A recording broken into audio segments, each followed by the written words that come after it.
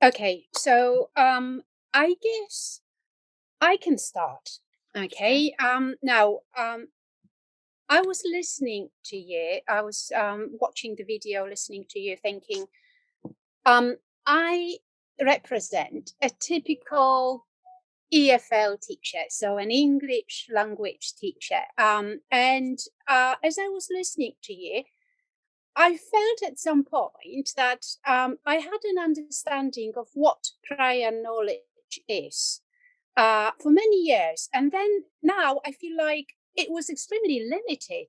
Like the concept of prior knowledge that you presented in the video is so much broader than my understanding. And I've been teaching for about 30 years, and I always felt that prior knowledge um, is simply what students already know about the subject matter. So, say if I teach conditionals, then I need to understand what students already know about conditionals, and then kind of teach in a way that I'm going to build on what they already know. And that was prior knowledge to me.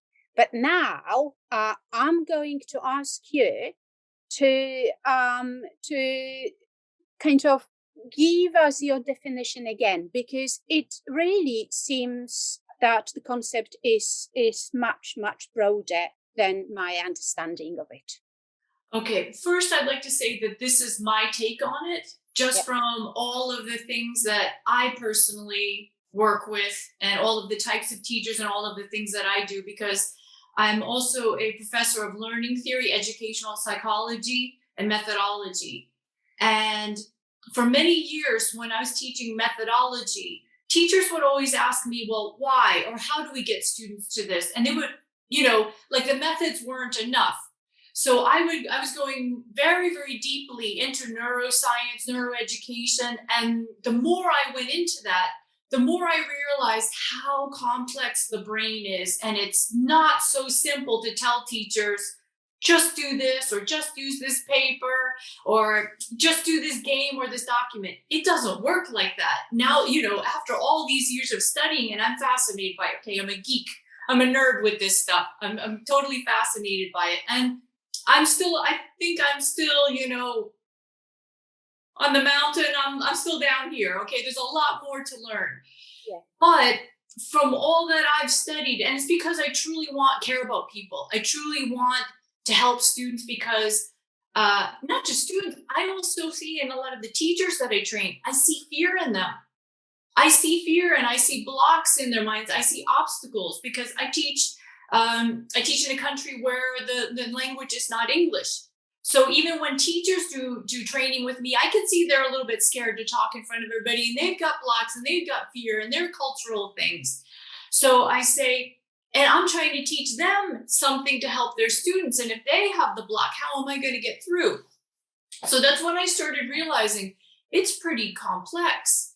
It's your worldview. That comes from growth mindset, and your worldview is everything that has gone in here. Yeah. Right? Everything that has gone in here. So if you've had good experiences, you've had bad experiences, somebody made fun of you, one time a teacher or somebody told you you're not good at English. It's amazing how many people have told me from one time, a teacher or somebody said to them, maybe languages are not for you, what that can do in the brain. Yeah. So that's why in this master's class too, I didn't want to go into too much of like everywhere where we see prior knowledge. I wanted to start to kind of focus on when we start a unit, because we could talk about prior knowledge of many other, but I think the first thing is when we start a unit, how much fear do my students have on this topic or in this theme? Number one, you got to think about that. Do they have fear? Okay. If they do have fear, you got to work to bring that down. And if you don't mind, I'd like to tell my little story that I said quickly, and then we can go on to another question, because I have a great story related to a course I was teaching in neuroeducation for teachers. And it's related to an advanced organizer, okay, and prior knowledge. And so what I did with the teachers is I like to put them in the position of students, because I want them to feel what it feels like so we can remember and see how students feel. And so in this course of neuroeducation, I'm trying to teach them how to help students overcome fear and these blocks in their learning, and that the brain is plastic, basically, and that once we have habits or old ways of thinking, we can change them. It's just not fast. Okay. And so the advanced organizer, or activating prior knowledge, is a great moment to test this and try to handle it. So I'm teaching this course to teachers and online, and I'm telling them, okay, guys, so I'm going to teach you about neuroeducation, and we're going to do it through songwriting. Okay, and I watch to see everybody's eyes, what happens. And a few people are like, oh, cool, this is going to be great. But the majority are, oh, no. Doesn't fit into the schema, right? It's not how they, Okay. And so one lady, now usually many of them will go, oh no, but they'll fight through it. Okay. But I'm doing this on purpose because I want them to see what happens in their brain. Okay. And so one teacher in particular was pretty angry with me. And she said, Jennifer, I didn't know about this before the course. Nobody told me I was going to have to write a song. Nobody told me I was going to have to sing. And I said, whoa. Nobody said you're going to have to sing. And then what I did was, because she was ready to leave the course, she was ready to just quit. And so I said, okay, look, let me tell you something. I went to school for music. I love music. I want you to love music as much as I do, even to get a little taste of it, the taste of the love I have for it. I have your back. I don't want you to fail, because if you fail, you're not going to love music. You're not going to want to do this. So I already have a plan for this class and for this course to set you up for success. I have your back. I can already see the fear coming down, and her mind's a little bit more, receptive. And then after I said that, I was like, what do you think? And she's like, well, I don't really want to sing, and I'm not good at music, and I don't think I can do this. And I said, okay, don't worry about it. Like I said in the talk, we're going to do this in levels of complexity. We're not going to start right off with the hardest thing. I'm going to scaffold it. I'm going to take you through it little by little. I'm going to be the more knowledgeable other that's going to scaffold and help you build and construct this learning. And I said, and you're going to succeed because I have a plan that sets you up for success. Okay. And then I said, okay, let me just do one more thing. And then I show my advanced organizer. Okay. And we'll talk a little bit more about this later. An advanced organizer is short. It's quick. It's a preview to your unit. It's like a movie trailer that says, this is where we're going. It's supposed to engage, lower fear, introduce some new CALP or that vocabulary especially for my second language learners. And then we finish with a driving question. So I found an incredible video on YouTube. It's a group of, I think, about 5 people, and they're singing a cappella. Okay, no instruments, only voices. And they have over 150 million views on this video. Okay, it's a success. Mm-hmm. And they go through all the different genres of music, a cappella, singing the songs. And then after I played this video for them, I say, isn't that incredible?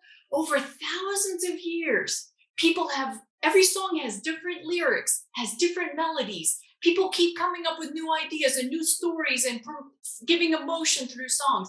Isn't that incredible? Well, we're going to have an opportunity to do the same thing. And you're going to feel what that feels like. At the end of that, I asked the teacher, how do you feel about this? She said, okay, I'm willing to try, So we moved for the fixed mindset. I can't do this. I'm not good at this. I have fear. I'm quitting the class into, all right, let me see if I can, let me see what I can do. Now, here's the thing I'm sorry, I'm telling a little long story, but it's super important. This lady, at the end of the course, okay, it wasn't very long, at the end of the course, she surprised us all. Her group that worked together wrote lyrics, recorded some music from online, from YouTube, and she sang the lyrics on top of the song and played it to the whole class. This is the lady who said, nobody's going to make me sing. Okay, and no one made her sing. No one asked her to do this. she did this on her own because she was so, she was so happy about what they produced. For me, that is an absolute example of why these advanced organizers and prior knowledge and all these things you have to take into consideration, and how we can help students switch, how we can help students move. And I think teachers need a lot more training in this because it's a very, very powerful thing. Sorry that was long, Gabby, but that was such a good story. No. It's okay. It's the advanced organizer now that's bothering me, because I'm not quite sure if I got the concept. Okay, but then maybe I'm being dumb, because I can see you are so passionate about it. But I'm just trying to fit it into my scenario as an English teacher. Yes. Like, when I was watching the video, listening to you, I felt like I even wanted to leave a note in the chat box, but I was just too focused on the video.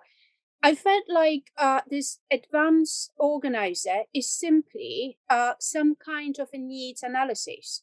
So what happens is you just find out what students know about the topic and how they feel about the topic and how they feel about their own I don't know, how confident they are, and how they feel about their own success, right? So is there any fear? So needs analysis, advanced organizer as a needs analysis tool at the beginning of a unit.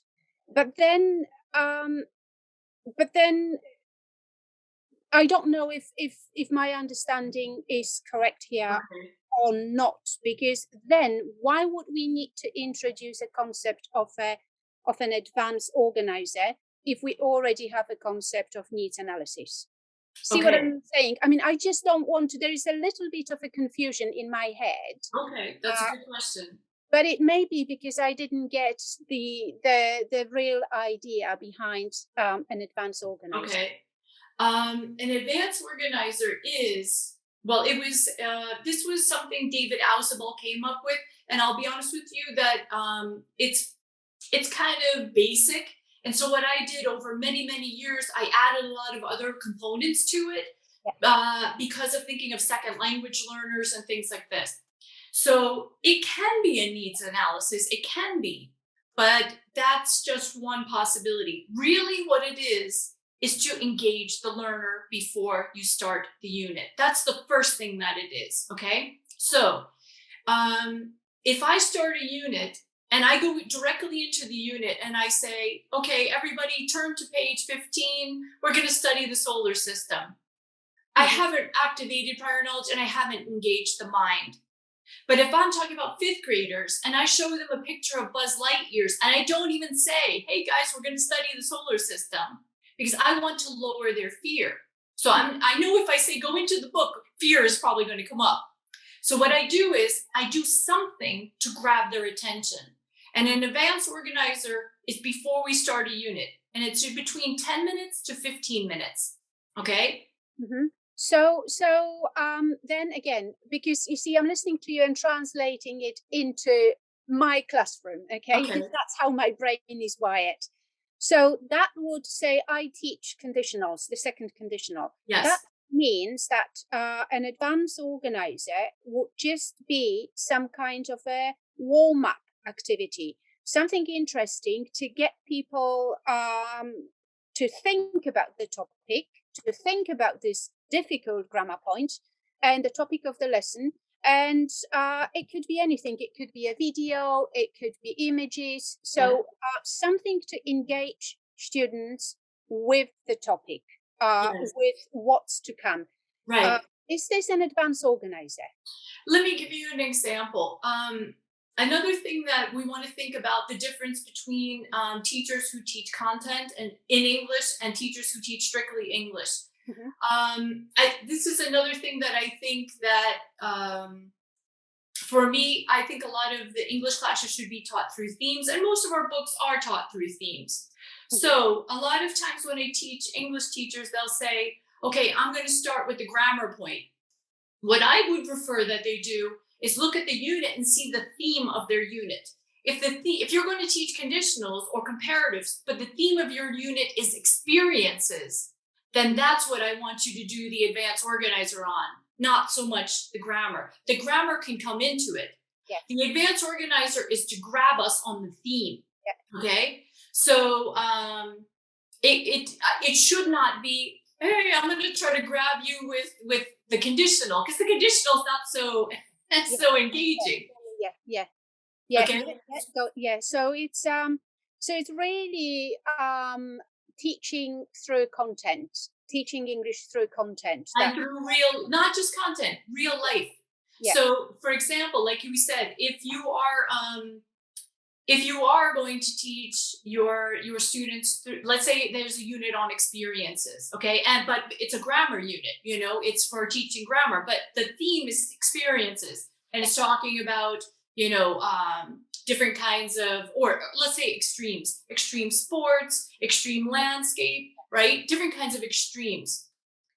Okay, I want to grab my attention of the students based on what an extreme is. I'm not going to grab their attention with the past tense, okay? So what I want to do is I want to show them a video of, for example, an extreme. Okay, I have a good one. Here's a good one that I can give you. Okay, it's extremes. It's a real unit we use in Spain for secondary English class. And it's all grammar, okay? But I know that's not going to grab their attention. So with some teachers, they were making this unit, and I said, you have to think about something that's going to get the students' attention. But I also want you to see if they have any misinformation, they have any prejudices, stereotypes, anything like that. And so they ended up finding a video of a lady who's 87 years old and is a skydiver. Okay? And so they asked the question, what do you think of who is a typical extreme sports or extreme personality type person? That's to get the students to start talking. And we can even bring in some grammar there if we want to, right? If we want to say an extreme person who likes extreme things is, a person who likes extreme things does, goes. I can bring in my grammar very, very easily and start reviewing a little bit. Yeah. But what I want to do is I want them to see, ooh, this is cool. This is interesting. I want to use English to talk about this topic because the topic is going to drive me. Okay. And so we show this video of this lady who's like 85 years old skydiving. So number one, it's dealing with those misconceptions we had in the mind. It's lowering some fear possibly because now they want to talk about this topic of different extreme things. And then I can start even bringing in some of my grammar and some of my main vocabulary words, because that's what we want to do when we do this. Yeah. It is a moment for me to see what words do they know, what concepts do they know, and which ones are new. And can I introduce a couple of new ones right now? Like I did with the Buzz Lightyear's example. I introduced a couple of new ones, like mission, some new ones they might not know. But I also really wanted to go over rotate, revolve, spin, and orbit, because I knew that was also where there might be some problems. We can also say maybe some of the problems are in the grammar. Yeah. And I want to use this little video as a moment to fix the grammar. Like, how would you explain this? How would you say this? And then we could say, okay, maybe that's not the right way to address something, to explain something, and go over the correct way to say it. So really what it is, quickly, an advanced organizer is 10 to 15 minutes. It's a pre-unit preview. It says, here's where we're going. I want you to like this unit, and I want to grab your attention, and I want you to keep going with me through this unit. Okay. I grab their attention with a very short video clip, some really interesting images, a little game, a little experiment, a problem to solve, but short. Okay. Yeah. And grab it, activate prior knowledge, lower fear, and then generally finish with a driving question. And the driving question is kind of important because that says, what that does is it's putting in the mind, here's where we're going. Here's our driving question. We put the question on the board every day. And it's to remind the students, this is our goal. This is what we're trying to answer. And generally, we want to try to put concepts in the driving question. Hopefully, we can talk about that later. Mm-hmm. Okay. Yeah. You see, again, you can see I'm translating all this again into my classroom because uh, this is how my brain is wired. Like Right. whatever people talk about, I immediately visualize it in my classroom and translate it into what I do and how I can actually apply it to my scenario. How old are your students? Um, well, adults. Adults. Yeah. Okay. And tell me the next theme coming up in your book. Not So the grammar, the yeah, theme. yeah. Okay. Let's say money. Money. Next. Okay. So now what you want to do is you want to think about something super engaging for them related to money. Okay. Yeah. It should not be a Let's say a video. video. What? A, let's say a video, a YouTube video, maybe. Okay, but here's a good point. It should not be a video that explains what money is or explains the usefulness of Okay. money. Okay, fine. So I'm going to use the website that you suggested in your video, Faces of People of New York, right? Okay. Three images of three different people. You can clearly see when you look at these people that they come from a different financial background. Okay, so there is someone who looks very poor, maybe a homeless person, someone who looks very rich, like three different people, and the topic is money. Okay. That would be you.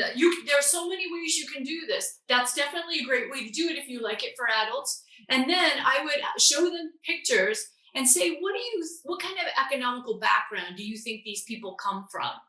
But I would also try to find pictures where their true economic background is not reflected in their Mm-hmm. in their image. Appearance, yeah. Mm-hmm. Yeah, it's not reflected in their appearance. And Mm-hmm. then maybe you could talk about, about you could. I mean, it depends how you want to go into this with money.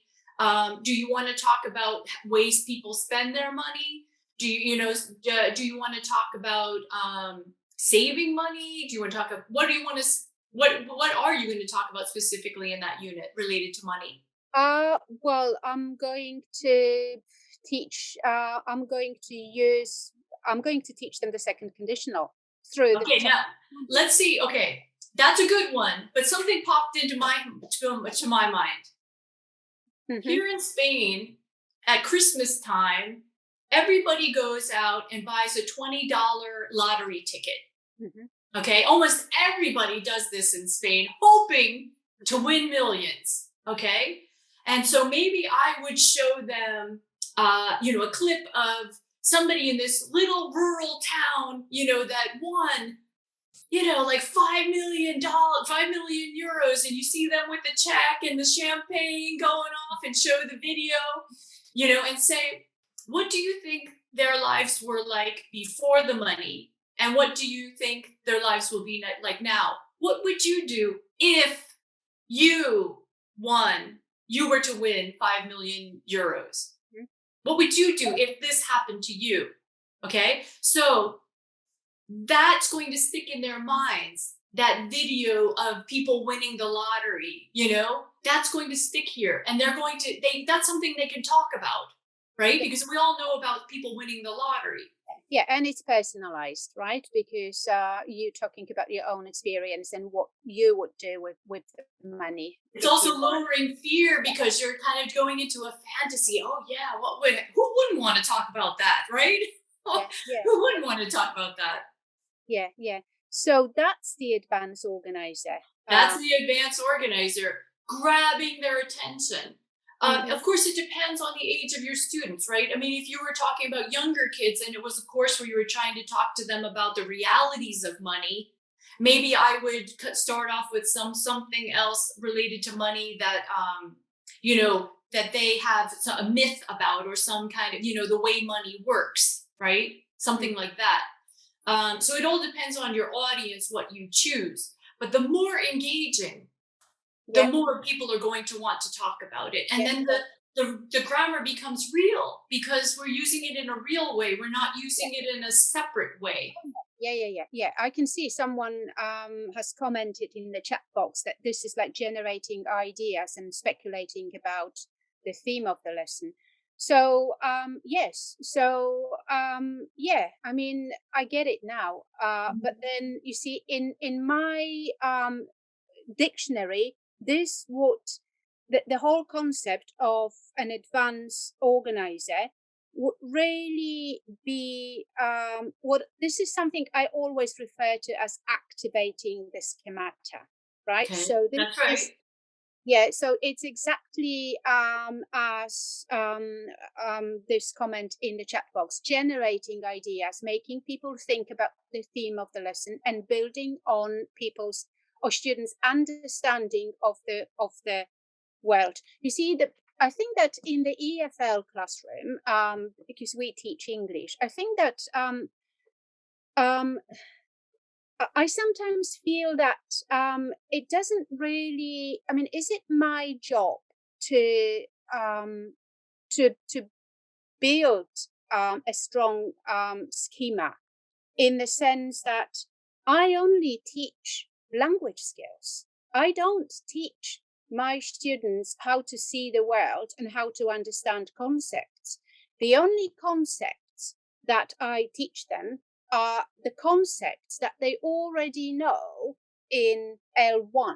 They now just have to get the language for what they already know in English.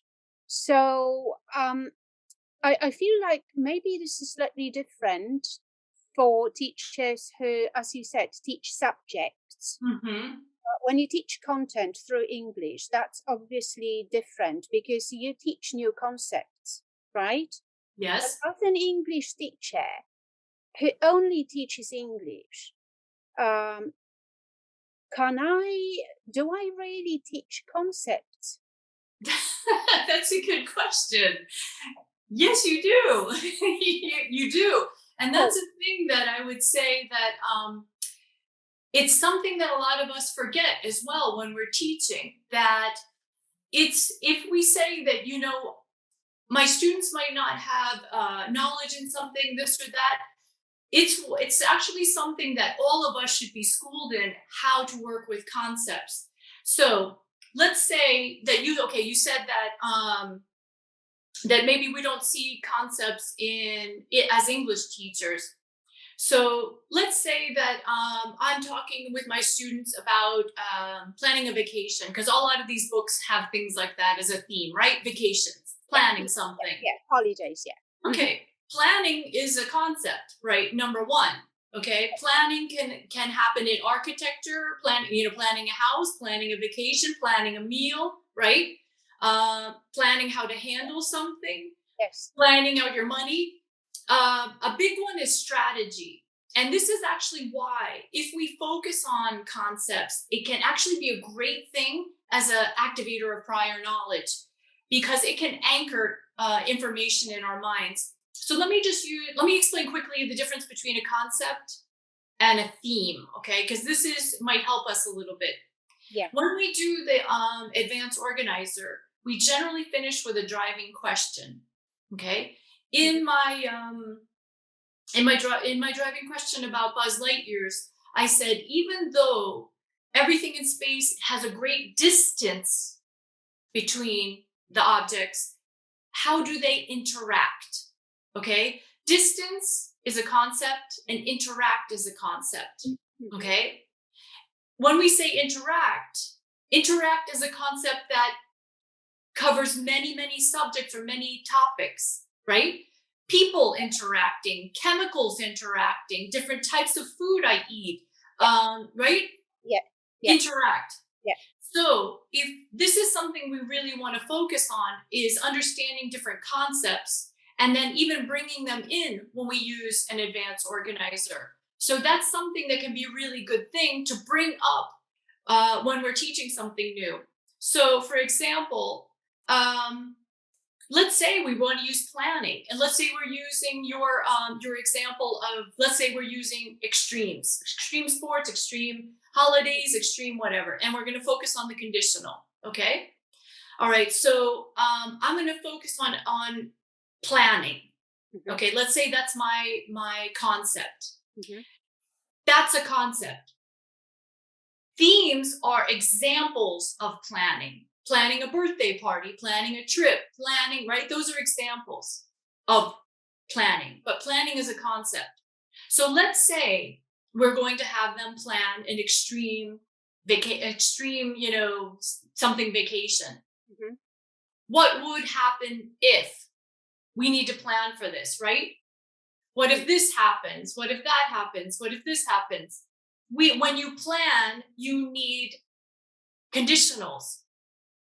Yes, but I feel like I activate existing understanding of the concept um, in order for students to help them express themselves in L2. But I'm not teaching them the concept. I'm simply Yeah. activating what they Yeah. already have in L1. So this is how I meant that, as English teachers, we don't teach concepts because we deal with people who have fully formulated concepts of almost anything and everything. So all we do is we activate those, and Yeah. then they are transferred from L1 to L2. So Sure. in this sense, we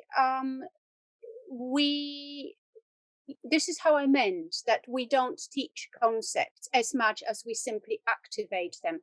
So perhaps it's different for subject teachers because, say, I mean, like say in my case, I have a degree in philosophy. So say if I were to teach philosophy, which actually I did in the past through English, that's different because that's conceptual teaching. So you effectively teach new concepts in L2.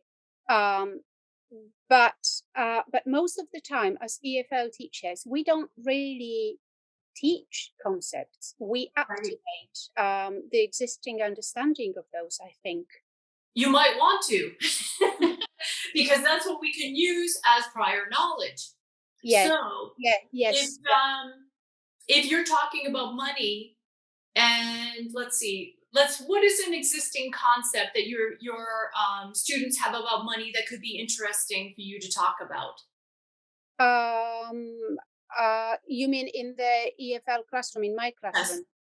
Um, you see, the thing is that I'm just again trying to think of how I would teach a lesson, and I'd only use the concept superficially, to be honest, because I only use this concept for the purpose of teaching grammar and skills and communication. It's the language that's my main objective. Sure. So say money. Okay, I don't know what concept. Is it good to be rich? Okay, so yeah. But Jenny, let's forget about concepts because I have other questions, and I feel like I got you stuck on concepts, and there is another question that I would like to ask you. Okay. Oh, okay, about the multimodal input. This is what Mhm. I loved in your video as well, because you see, when teacher trainers or when teachers talk about multimodal input, they always bring up this idea of learning styles and different, intelligences. And I don't quite like it. But what I liked in your video was that you actually brought it up to make a point that we store information in different places in our brain. So that's why variety in the way we teach and we do input is essential. So this, I loved this in your presentation because it just it's almost like a shift from this kind of learning styles to variety. It's not about learning styles, it's about having variety to make sure that the information stored in the different places, as you said, because I don't know anything about neuroscience, but Yes. information is stored in different places. This is why we need to do input in different ways using multimodal Yeah, so this is something I really, really liked in the presentation. And one more thing, sorry, because we are running out of time and I have so many things that I want to share with you. And I feel like we got stuck on the conceptual teaching in the EFL classroom. What you said about assimilation and accommodation in the video, again, that made me think, because your example, dog, cat, or cat, dog, and assimilation as what, a way of learning, right? Because that's what it is. I felt like this is very important for teachers to understand, because again, as an EFL teacher, it's extremely important for us to understand why students may be making mistakes. So it's identifying errors. And obviously, assimilation is something that leads to overgeneralizations.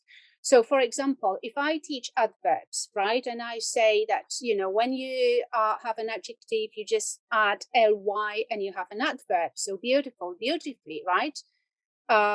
Slow, slowly. And then through this assimilation technique, okay, students immediately say, okay, fast, fastly, right? So this is overgeneralization. Right. It's very, very important for teachers, I think, to understand the source of errors, because then this will inform how we correct it. So if we understand why students make mistakes, Yes. and when I was listening to you and this example about cats and dogs, it made me think, oh yeah, I mean, this is why students often say fastly, because it's the assimilation technique. So so that was something that really made me think again when I was watching you. And I think it's very, very important to understand this. And that's neuroscience, right? Yeah. I mean, a lot of these things that we learned in the past when we were in school from Piaget and Vygotsky are now explained by neuroscience in a different manner. But the analogies work the same, with the folders and everything like that. And what you said about the variety before, one area of neuroscience tells us that the brain thrives on variety. Not too much. You don't want to overstimulate the brain, but it does thrive on variety. So we like to see things from different points of view or in a different way. And so let's say one day you're cooking a recipe and you do it one way, and another day you say, I'm going to switch this ingredient out and try something new, because that's what the brain, it thrives on, this variety. Yeah. Yeah, and it was this spiral curriculum. You see, so many things I never heard of until today. So thank you for this. But you see, this spiral curriculum is really, like, in my dictionary, that would be what, again, I refer to as spaced repetition. So kind of reviewing the same things, right?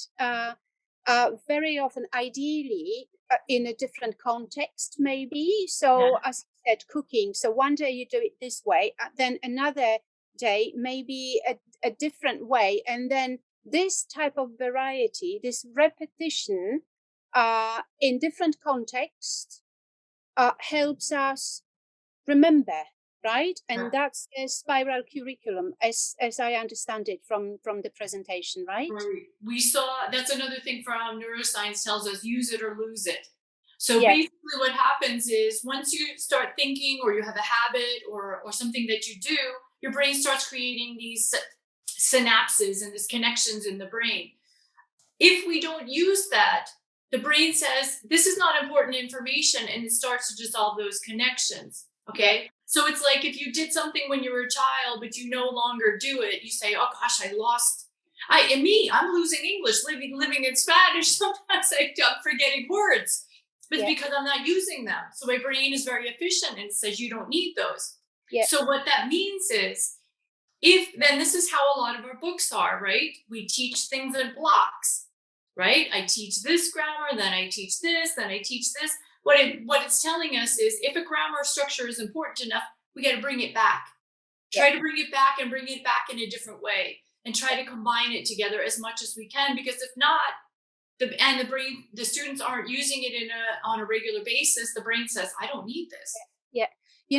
Again, I mean, neuroscience, and again, I have to say this, I just represent a typical regular EFL teacher.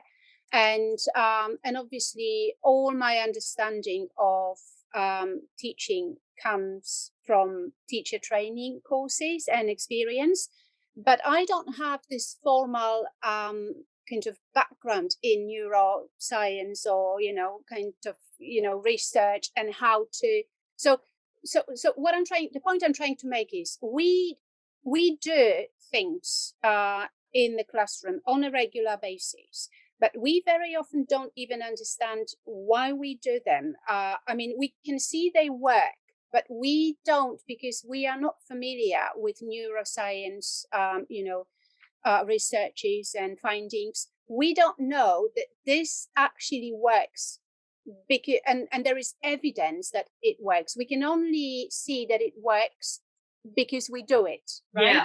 We don't understand the principles, right? And this is where neuroscience comes in. How important do you think it is for teachers to actually understand it? Do you feel that maybe it's enough for us just to do it and see that it works? Do we need to understand how it works? I would say that it's good to have a basic understanding. This past 2 years, I've taught a lot of neuroscience neuroeducation classes online, and every time the teachers say, "This is fascinating," and and I'm teaching teachers, primary, secondary, English teachers, content teachers, everybody. Why? Because it gives us a little idea of how the brain works. So once we know that, then we can say, all right, I remember that the brain works like this. Let me try this. So when I'm teaching teachers, it's not that I want them to take a formula and try to use it in the classroom. It's more, how can I understand my student? Then one of the main things from neuroeducation is that the brain changes. That's one of the main things that I would say is so important. Then when we have students and we say, my student can't do this, this kid is never going to be good at this, this isn't, or even ourselves, I can't teach this, I'm not, it's just not true. What we need is new strategies, new habits, new tools. And then we have to change the way we're doing things, or change the way we're thinking. So I personally think that this is super important because, as I said before, how many students have these blocks in their learning due to fear, especially language learners. So many come with a lot of fear. This is why we see that they don't want to speak in class because they're worried somebody's going to laugh at me. And that's a whole other thing I teach when I teach neuroscience and neuroeducation, is the reality of mistakes. Yeah. Okay. And that some mistakes are actually really good for us and help us learn, and other mistakes, we want to try not to commit them. And so when we, as teachers, when we start to see these things, we could say, I probably should be bringing some of this into my classroom, even if it's just a little bit. Like the idea of working with mistakes, because that's prior knowledge too. Yeah. Right. Yeah, absolutely. Yeah. It is fascinating. It really is. Neuroscience is, and my personal opinion is that the more we understand it, the more and the better it is going to inform our teaching. The fact that we see that something works in the classroom is fine, but the moment we understand why it works, just reinforces our beliefs, right? And I would say with a lot of this stuff, it's for us to know as teachers. I don't tell teachers to tell your students about neuroeducation or about growth mindset or any of that. I always feel like we're the magician, and if we tell the students how the trick works, it doesn't really work anymore. Okay. So I feel like we need to know how the brain works. We need to know about all of these strategies and structures and how to engage them. But they don't need to know that, because they should just be there, and we're trying to help the brain. One of the main things too with neuroscience is that it's to help your brain become your ally, to help your nervous system become your ally.